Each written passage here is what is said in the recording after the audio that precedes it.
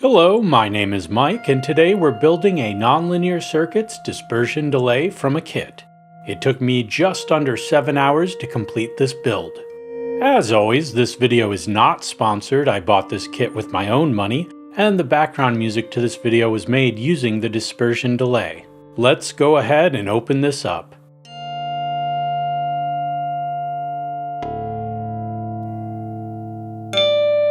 There are staples near the opening of the plastic bag. I want to get those out of there so I don't accidentally scratch either the panel or one of the PCBs. Here's the front panel. This module has two PCBs, but the components really only go on one side of each. Let's get started. My method is to do ICs first, starting with the ones with the most pins. In this build, that is the 3 PT2399 chips with 16 legs each. We start by soldering one corner pad on the PCB. The dot on the IC needs to be facing the notch printed on the PCB. Now we position the IC into place and heat up the solder we put down while holding the IC. Wait a second, something's wrong. This chip is significantly wider than the spot for it on the PCB. My first thought is that I've done something wrong, but this time it's not me. There is no way this is going to fit. We're kind of stopped before we've even started.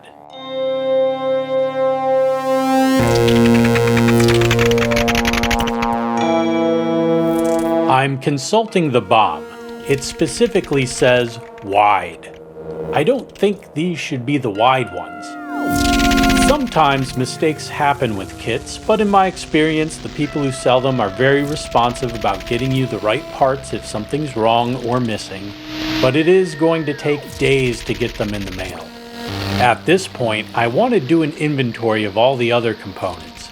If I need to have different PT2399 chips sent to me, I don't want to have to go back to them later and say, oh, by the way, I need something else. I did some research, and sure enough, there are PT2399S wide chips, and there are PT2399S narrow chips. I need the narrow version. So for now, I'm going to move on to the other chips, but I'm not going to want to do any of the other surrounding components, as that will just make it harder when I finally want to solder in the PT2399s. In hindsight, I probably could have done all the front panel hardware on the other PCB, but at the time I figured that would just overcomplicate things. So moving on to the other chips. First, we add solder to a corner pad, then we heat that pad while we position the IC in place. Once that first pin is done, then we do all the other pins of the IC, starting with the corner diagonally opposite from the soldered one.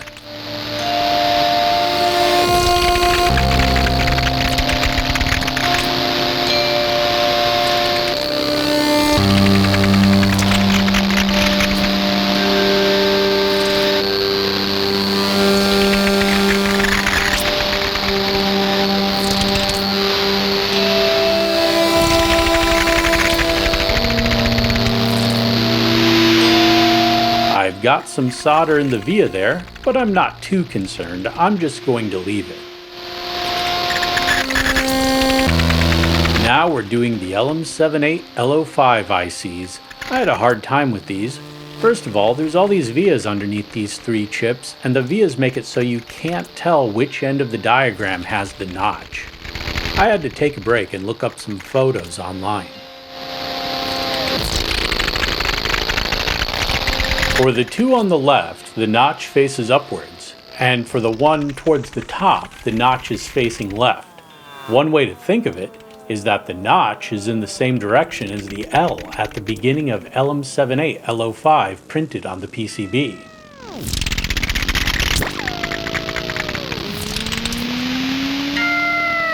Now this next part is a mess, and it's all on me.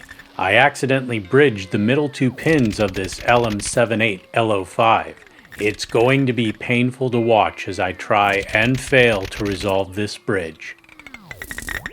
Watching it now, after the fact, I see a lot of things I did wrong. The first being not holding the soldering iron in place long enough. I keep applying flux and then holding the tip of the soldering iron between the two legs. This is wrong, and I don't know why I'm doing that.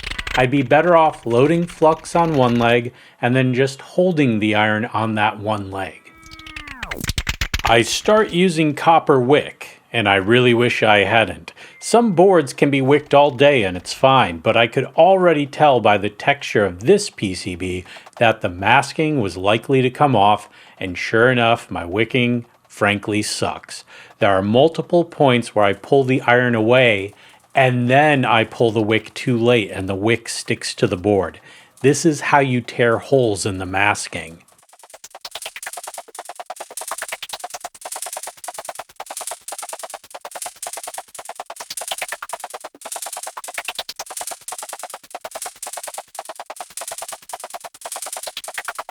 At some point in all this, I decide to solder the remaining pins. This makes no sense to me as I watch it now. I should have left those in case I needed to desolder the entire chip. I have no idea what possessed me to solder the other legs. All that's going to do is make things harder if I have to remove the chip later. Eventually, I move on to soldering the other ICs in place. This isn't a bad idea, as getting frustrated picking at one thing can often end up being counterproductive. Sometimes it makes sense to move on and revisit something later. Here I am picking at this bridge again. Eventually I'll let it go and do some research on whether or not these pins can be left together. Sure enough, I got damn lucky. The middle two pins of these LM78LO5 chips on each side both go to ground. I decide enough's enough and I need to just leave this alone. I think the bridge I still see here is actually the copper underneath the masking with solder on it. I'm pretty sure I tore the masking when I was using the copper wick. I'm showing all this to kind of demonstrate the way things can go wrong during a build, and yet the module still comes out working in the end. A little later, I come up with the idea of testing the continuity on the middle pins of the LM78LO5 chips just to confirm that they do indeed connect, and it appears that they do.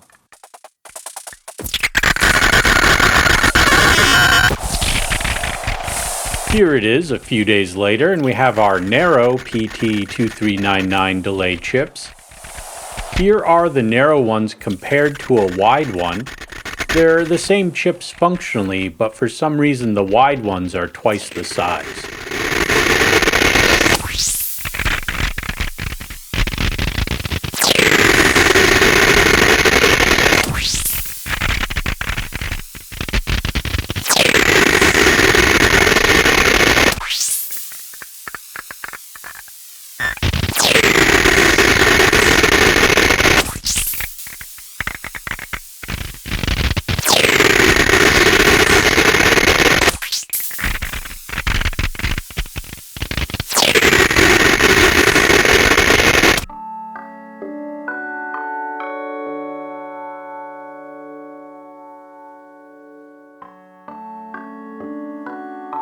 And I have another bridge here. I didn't think of it until long after I had completed this build, but I'm using a cone-shaped tip, and I'm trying to drag the solder across the pins. It's been a couple years, but when I last successfully used the drag technique, I was using a chisel tip, so that may be my problem.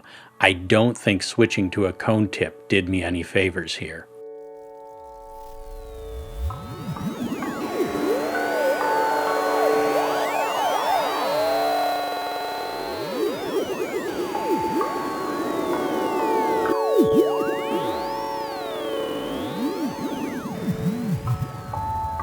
If you look closely, it appears that there's a connection between the third and fourth pins from the right. Once again, I think I tore the masking underneath even though I didn't use any copper wick this time. Luckily, these two pins are also connected anyway, according to the pinout diagram.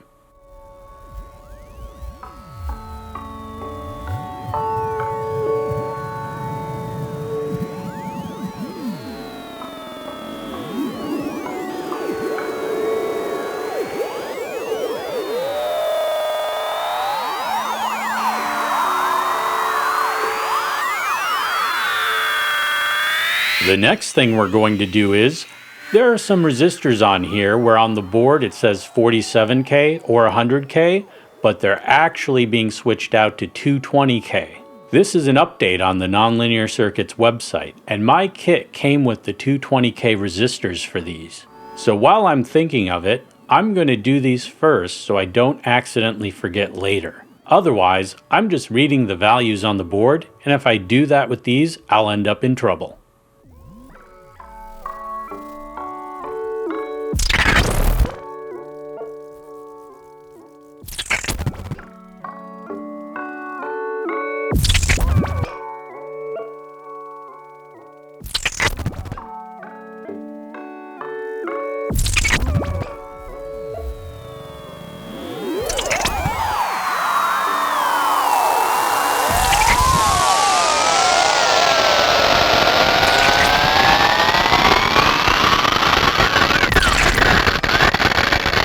Now I'm matching the values for the capacitors with the markings on the board.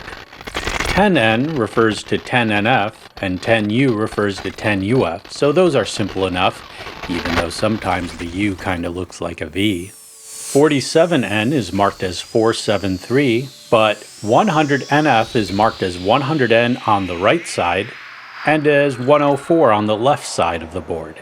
Similarly, 1NF is marked as 1N on the right side of the board, but as 102 on the left side. I'm writing the values printed on the board onto the plastic bags the capacitors come in to help keep track of everything.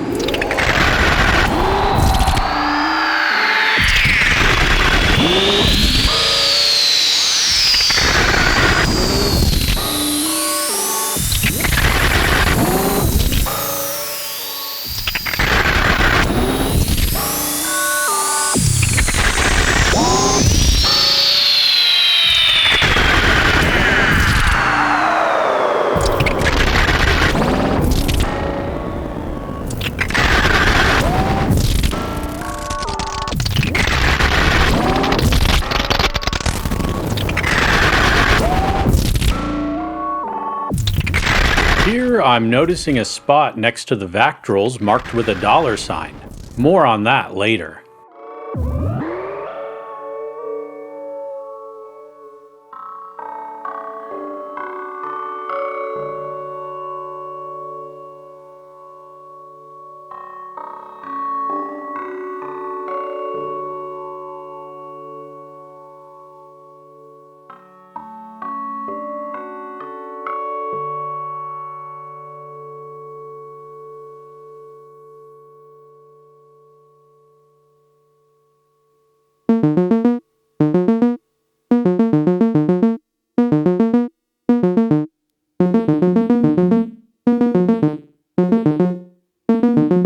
Here are three 470K resistors marked with a $sign, but they also say optional.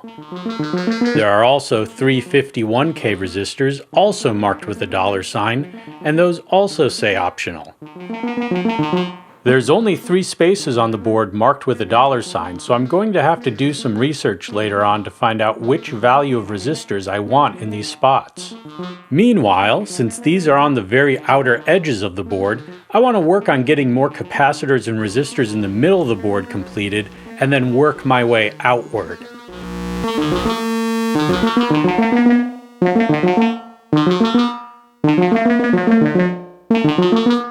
Here, on the bag for the 1K resistors, it says 3 are meant for RL, but there are actually 6 spots labeled RL.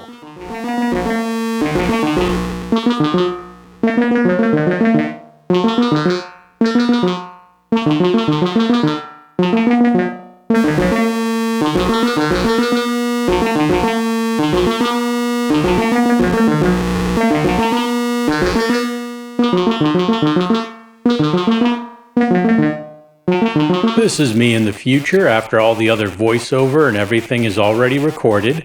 I am actually in my final stages of editing this video, weeks after having completed this module and having made patches with it and everything, and I just noticed that I soldered this capacitor in the wrong way. Here you see it going left to right when it should actually be up and down according to the lines on the PCB. I didn't just orientate this one wrong and the one next to it, but I managed to do all three pairs of these 10U and 104 capacitors the same way. They're all right below the LM78 LO5 chips, so I had all three pairs of these capacitors oriented wrong in the exact same way. You'll see me fixing this at the very end of the video. Okay, now back to myself from the past. Here I'm pointing out a via that's connected to a pad for a capacitor. There's no way I'm not getting solder in this via. I've decided my days of worrying about getting solder in these tiny holes are over.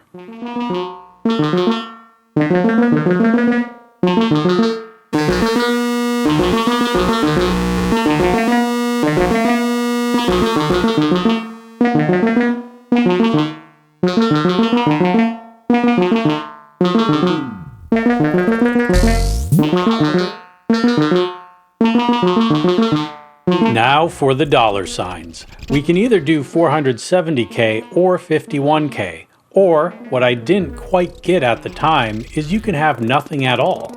According to the Nonlinear Circuits website, if you want to keep the action reasonably steady, then install resistors on the dollar sign pads. 470K is a good middle of the road, but if you want to keep the PT2399 acting as designed and have no fun at all, install 51K. Well, that's not me. I don't want to install the 51K and have no fun at all. I didn't buy this for a traditional delay that maxes out at like 350 milliseconds. In hindsight, I would say don't install any resistors here first. Try that out. If you like it, great. But if it's too wild and unstable for you, then install the 470K resistors. The way this module is built, it's really easy to make changes after the fact. All of the SMD components are on the back and easily accessible. The front panel hardware is on a separate PCB and on the opposite side.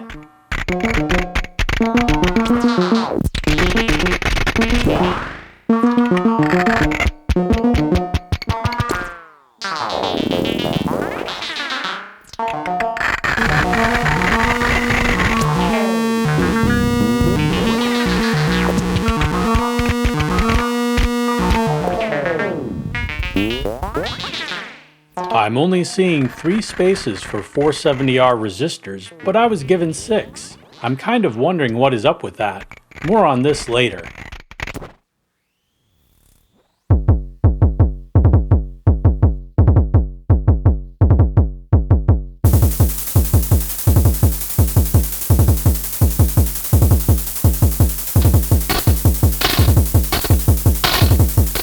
A quick note on the 10U capacitors. The heat transfers straight through the capacitor fast enough to melt the solder on the other pad.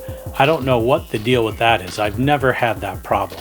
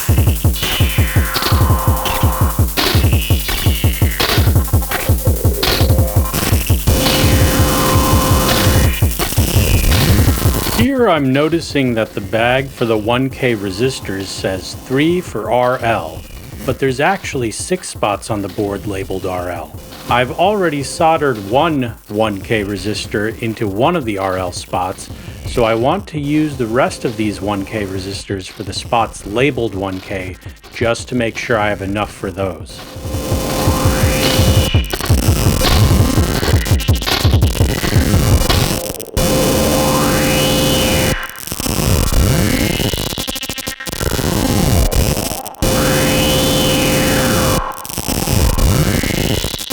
Alright, so I've done some reviewing. So, the 470R, the PT2399 chips need to see a minimum resistance of 1000 ohms at power up. It is rare to see a Vactrol LDR get under 470 ohms, so it should be quite safe to install 470R here and carry on. If you find your PT2399s are locked up, then replace the 470R with 1K. If the data sheet for your chosen Vactrol or LDR shows the minimum resistance as more than 1 kilo ohm, then you can replace the 470R on the PCB with a link or much lower valued resistor, say 10 ohms. If none of this makes any sense, just install 470R. So right now I have 470R for those three. RL. These are the resistors for driving the LEDs in the Vactrols. If you are using commercial Vactrols, which we are, then you should use the recommended resistors, probably 470R. Problem, of course, is if I look at my 470R, 3 of them I've used where it says 470R specifically, and now I have 3 more plus an extra. So long and short of it, I don't have enough 470 to do both the 470R and the RLs. Now 1 kilo ohms, I have 3 left, and one of them I already put where it says RL.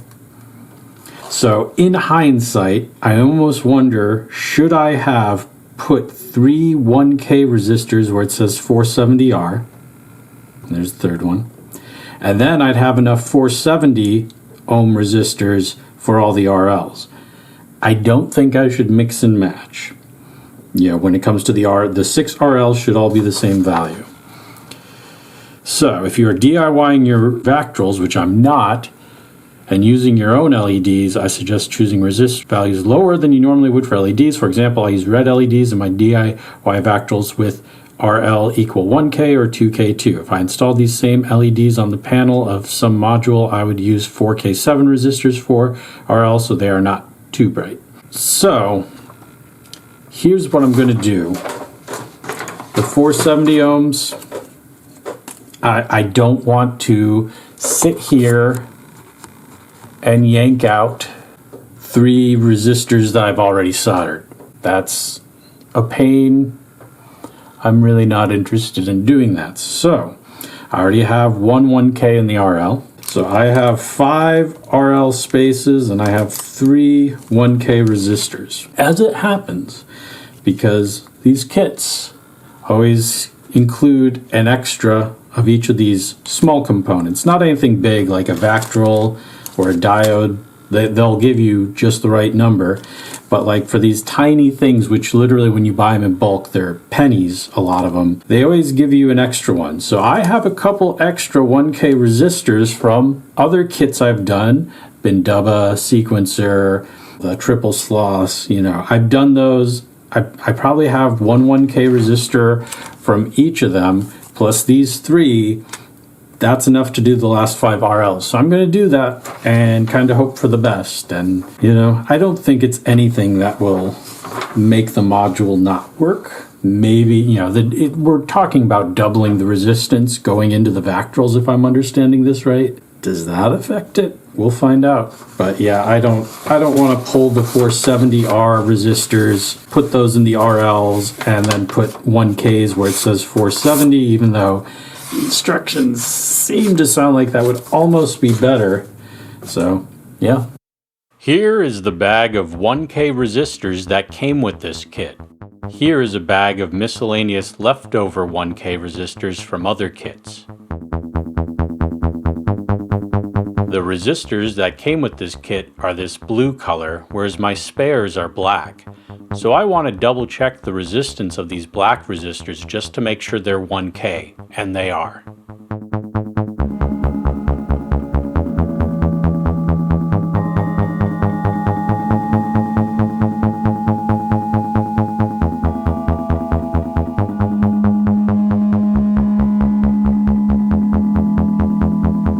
The last of the surface mount components are the rectifiers.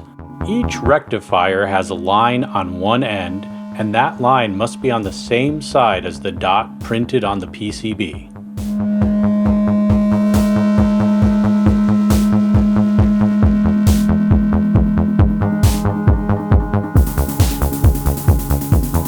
We're going to switch out the tip of the soldering iron for the through-hole components. We're going back to the default chisel-shaped one that came with my soldering station. Up to this point, I've always done my Vactrols sideways, like this. But the photos on the website show them standing up on end. I wonder if I've been doing my Vactrols wrong until now. In either case, A stands for anode and K stands for cathode. Cathode is where the negative leg marked with a dot goes.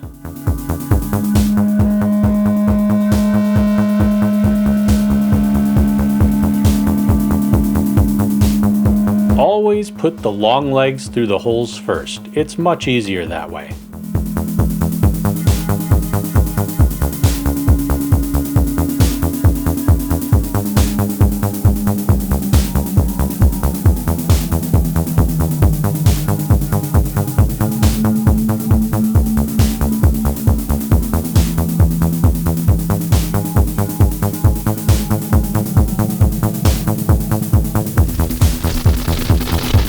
Now we're doing the power pins.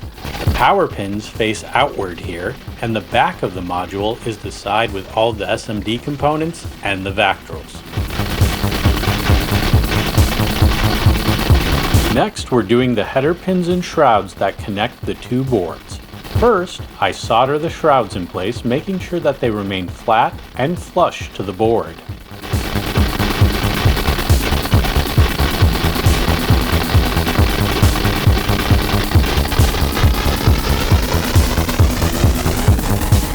Then, I like to connect the pins into their shrouds and solder them in place to ensure that they line up properly.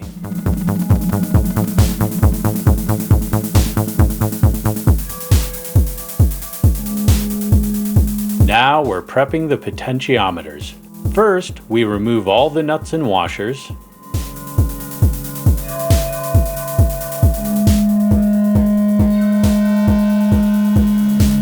Then, we clip off this little nub that would interfere with the faceplate using a pair of end-cutting pliers.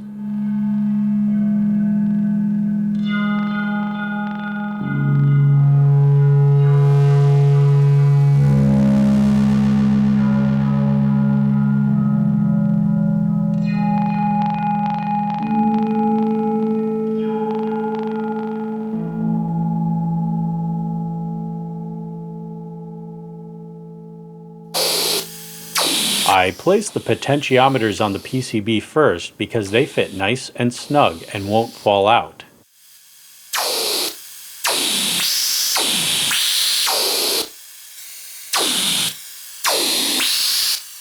The mini jacks fit very loosely on this board, like they did on the bin dubba sequencer, so I have to be extra careful with them or else they'll fall out. Now we put the faceplate on and add the nuts and washers to hold everything in place, starting with the four corners, then working our way around the outside in.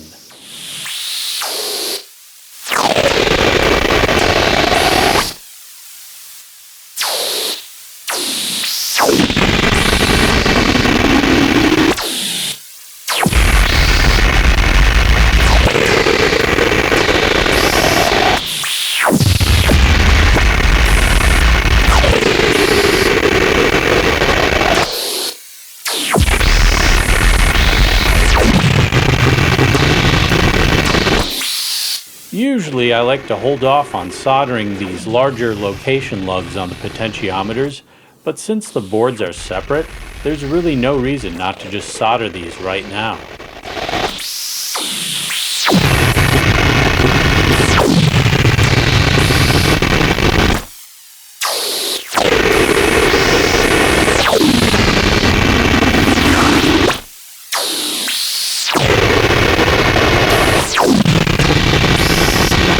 Before I test this module, I want to check the continuity of the power pins to make sure they aren't shorted. Everything looks good, so it's time to test the module.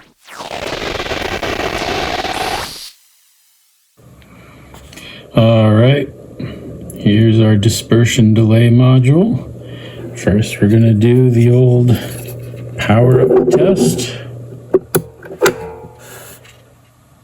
And nothing's smoking, so that's good. No lights on this module, so we're going to have to get it hooked up to make sure everything works. Okay, so we're testing this out. The higher the delay value, the less it's a delay.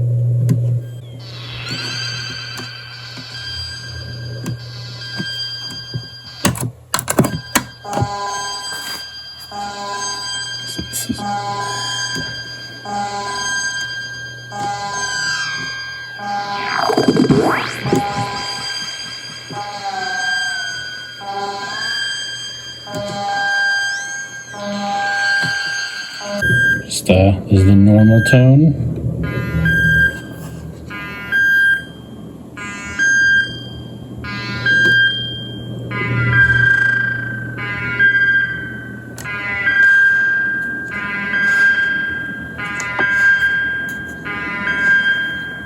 To increase the delay.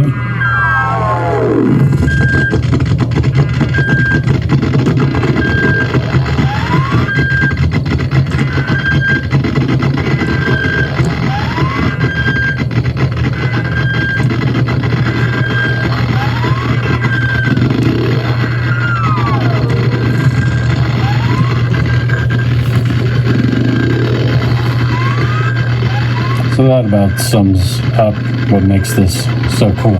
So despite all the consternation and everything, the bridge between the multiple IC legs, the differing resistor values, we have here a working module. So let's go ahead and put the knobs on the potentiometers and finish this up. I found this tiny keychain screwdriver randomly and thought it'd be perfect for tightening the knobs. But it really wasn't long enough to get any type of leverage, so I went back to using my smallest flathead screwdriver at an angle again. A couple of weeks after I completed this build, I felt like the normal delay sounds were a bit quiet. The screaming, squelching, and zippering sounds are plenty loud, but the normal stuff was noticeably quieter than the dry signal, so I switched out all those 1K resistors in the RL slots with some new 470 ohm resistors, and it made no audible difference. So don't even worry about that. If you have 1K resistors in the RL spots, you're fine. I think the quietness is just a function of the bandpass filters.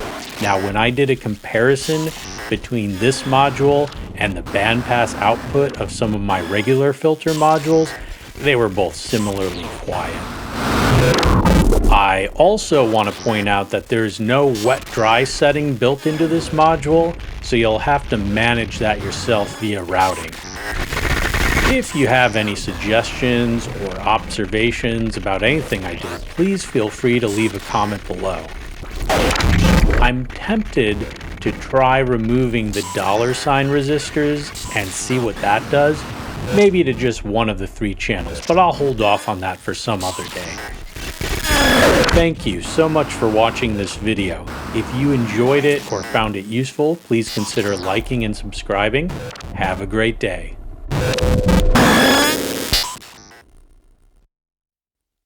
And we're back. Here I am fixing the orientation of these 3 pairs of capacitors after having caught them in the final stages of editing the video. The craziest thing is, I really don't hear any difference in the module. It sounds and functions exactly the same, no matter what I do to it. If you know what effect these capacitors being the wrong way had on the module, please let me know in the comments. I'm quite curious to find out. Thanks so much, and once again, have a great day.